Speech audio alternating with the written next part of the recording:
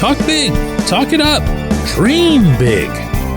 That's what the players are doing. The players are totally justified in doing so. Good morning to you. Good Wednesday morning. I'm Dejan Kovacevic of DK Pittsburgh Sports, and this is Daily Shot of Steelers. It comes your way bright and early every weekday. If you're into hockey and or baseball, I also offer daily shots of Penguins and Pirates in the same place that you found this. I want you to hear this clip from Cam Hayward yesterday on the South Side. He's talking in a general sense about the game in Baltimore, and everybody's acknowledging that it's, the championship of the AFC North, and it doesn't really need people pounding any drum to get anyone excited about it. But listen to how Cam handled this subject. It's one of the goals, but it's not the ultimate goal.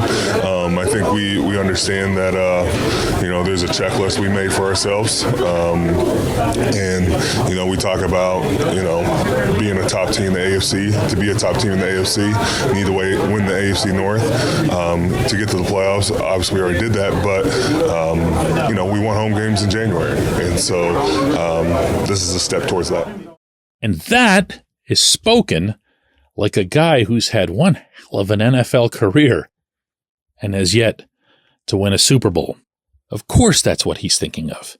Of course, that's what TJ Watt will be thinking about. TJ's never been part of a playoff victory. If that just caused you to drop your device or drive off the road, I'm sorry, but TJ's never been part of a playoff victory. And that's not to say that he sat out a game that the Steelers won. No, the Steelers have not won a playoff game since he's been here, which is beyond insane. And there's a lot of other guys that feel that way, guys that I've talked to, not necessarily, big superstar spotlight type guys, but in some cases, guys who came from other organizations. Dante Jackson has spoken with me about this. He came from Carolina. You don't win anything in Charlotte. About how this is all such a different feeling to him and how much he's enjoying it. And they'll all eventually get to that point. Now, they weren't doing this earlier in the season, where they'll just say, there's no reason for us to be thinking about winning a round or two, or what would constitute a good season, or the kind of stuff that you and I will talk about. That doesn't do them any good. If you're a player, you don't win a playoff game, make it to the second round, get some people to say nice things about you, get some people to finally say some nice things about, the head coach in this specific context, and say, well, yeah, good job. We'll just be back next year. You might not. You might not. It's the NFL. And Cam will be a year older. And TJ will be a year older. Russell Wilson will be a year older. Nobody knows where any of that will go. So the right way to approach this, I feel like I can safely say from the outside, is to think about the whole thing. Think about the whole thing. Think about Baltimore, first and foremost. That won't be an issue. But then comes Christmas, and you think about the Chiefs. Then comes that regular season finale against the Bengals. Again, another one you won't have trouble mustering any sort of enthusiasm for. Just think about what this team can be in a realistic sense if it cleans up things that are clean-upable. That was a part of a conversation I've had this week with Calvin Austin, and he went over some, really detailed items that the offense didn't necessarily, execute correctly out on the field in Philadelphia. Pat Freiermuth had similar things to offer in the talk I had with him. He said, well, if we do this, if we do that, none of this was about the scheme. None of this was about Arthur Smith, obviously. It was about just this guy was supposed to be here and that guy was supposed to be there. It wasn't a matter of, well, they just outclassed us in terms of talent and whatever else. You can have that argument if you want till you're blue in the face. I'll say here for the millionth time that I believe the Eagles are the best team in the NFL. Certainly the most complete team in the NFL. So I'm obviously not suggesting that the Steelers are at their level.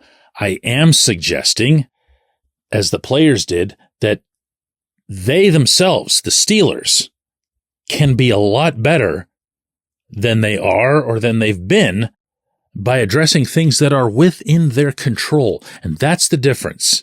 That's the difference. That's what makes it possible. And that, more than anything, I think even more than the results, is what you want to see down the stretch here. You want to see the Steelers. Let's just take an example here. Let's say it's something like, false starts or illegal shifts or even something more substantial like holding.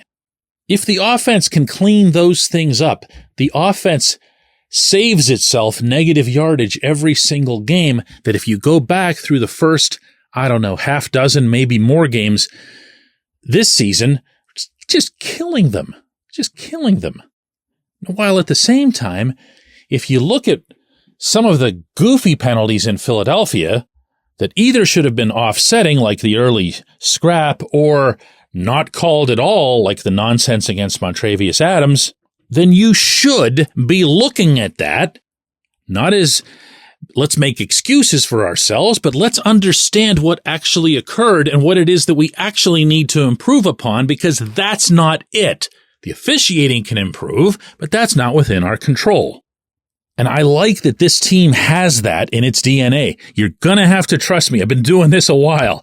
Not all teams have it. Not all teams, and by the way, not all individuals in this environment either, have that sense of self-accountability, of self-studying, of accepting criticism and instruction from the people who are equipped to deliver it, meaning, obviously, their positional coaches, coordinators, and Mike Tomlin himself. These guys have that. They have that, I believe, in part because they understand what it is that they hope to achieve. When we come back, J1Q. Luxembourg, Garbett, Kelly & George is a personal injury law firm in Western Pennsylvania that represents injured people in automobile accidents, workers' compensation cases, and medical malpractice claims. The attorneys at Luxembourg, Garbett, Kelly & George pride themselves in doing what they say they're going to do. It's important to them that when they make you a promise, they keep that promise. And this law firm has been keeping promises for over 80 years. Luxembourg, Garbett, Kelly & George has been AV rated. That's the highest rating a law firm can receive for legal ability and ethics. And the lawyers at the firm have been designated super lawyers, that's a real thing, for over 15 years. Rare combination there. Luxembourg, Garbett, Kelly & George has offices in Cranberry, Newcastle, Beaver Falls, Butler, and Elwood City. Learn more about them at lgkg.com or by calling 888-842-5454. Again, that's 888-842-5454.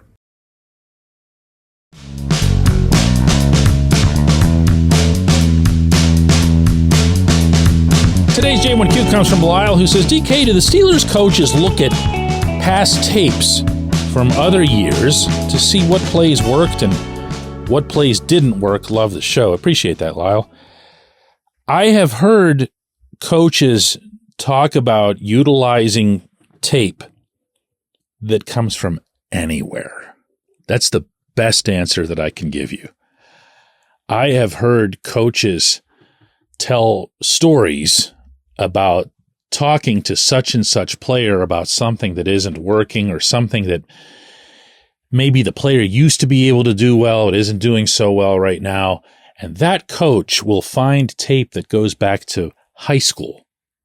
And that coach will study it and look for something that might be a tendency, that might be a trait that brought that player a little bit of extra confidence, a little bit of extra fire. And they'll show it to the player. So there's no limits to what tape they'll look at. Now, being realistic here, because I'm sure you're asking about in season and in between games, the thing I just described would be very much a spring and summer exercise. This head coach has, I don't want to call it a policy, but he has a mindset about seasons being, and the term he uses for them is journey, being a journey unto themselves. In his eyes, that journey begins roughly a week or two after the season ends, because he and the coaches and the evaluators and the scouts and Art Rooney too will all get together and talk about things they need to address, how they can do that, what the cap situations are, and all that other stuff. That's the beginning. of his journey. And he very much stresses that to the players in the room.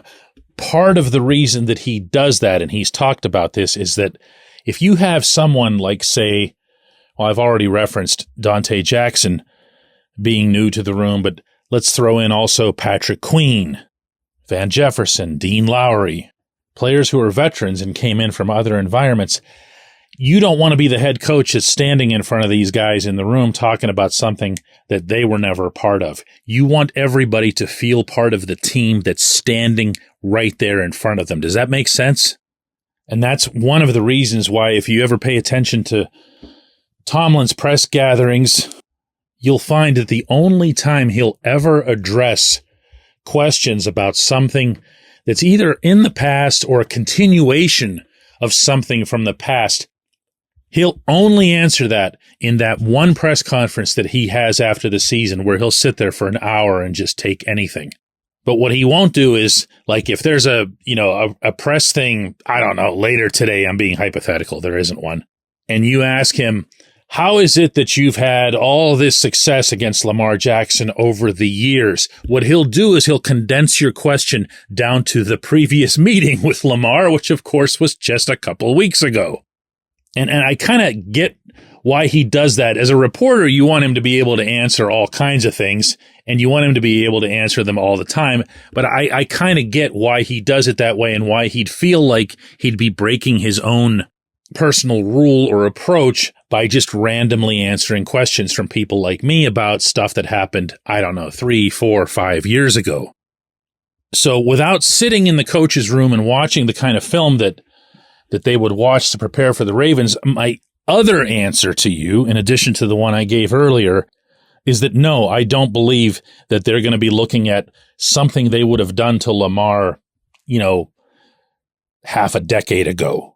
They'd be way, way, way more likely to look at other games that Baltimore has played against other teams, because that would be a far greater value, since those are the current Ravens. Those are the offensive linemen. Those are the wide receivers, the tight ends, the running back. You can't just isolate on Lamar. They did add Henry. But I appreciate the question. That's a really good one. I appreciate everybody listening to Daily Shot of Steelers. I'll be back with another one tomorrow.